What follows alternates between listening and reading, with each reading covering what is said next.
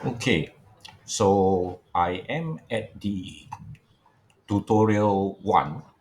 All right, we'll be using the collab. So I'm already in the collab, and make sure that you are connected.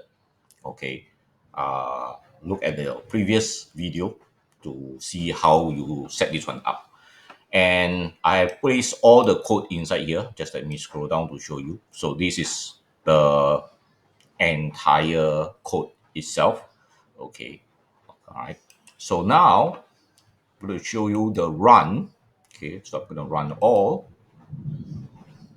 All right, so this one is working. See, this one is working. This one is working, but this one is not. See that? This one is not. All right, and you actually have the error file not found. Okay, this is going to be normal for brick 4, 5, and 6. And the reason is because the file, the brick files, which is the CSV and the Excel file, cannot be seen. All right, cannot be seen. So where is it? All right, actually it's inside my hard disk. Okay, so it's actually not in the collab. All right, so how to let collab see the file? Okay, to do that, you need this one over here. All right, so far we already covered the table of contents. So now we're going to look into file. Don't mess around with the system file. This one will lead you to the system file. Okay, so don't play around with this one unless you know what you are doing. Okay, there is some sample file, but we are not using that at this current moment. So over here, you can actually see you can mount a drive. Okay, you can refresh, very normal. And then, of course, you can upload to session storage. Okay, so this is only per session. So I'm going to upload this and I will go to where's my brick file? Okay, it is. All right, so I have these two brick file.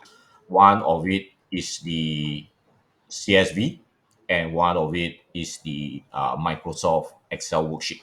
Okay, so these two brick file, and I'm going to open this. Okay, so it does remind you that this is only a runtime.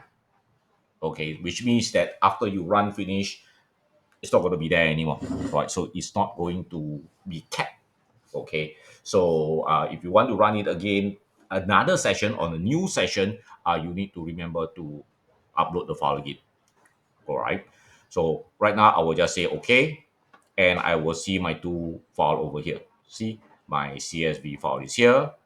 Okay, and my Excel spreadsheet file XLSX is here. So this one is for this, and this one is for this. Okay, so to make sure that it is working, to show you that it's working, I'm going to run all again.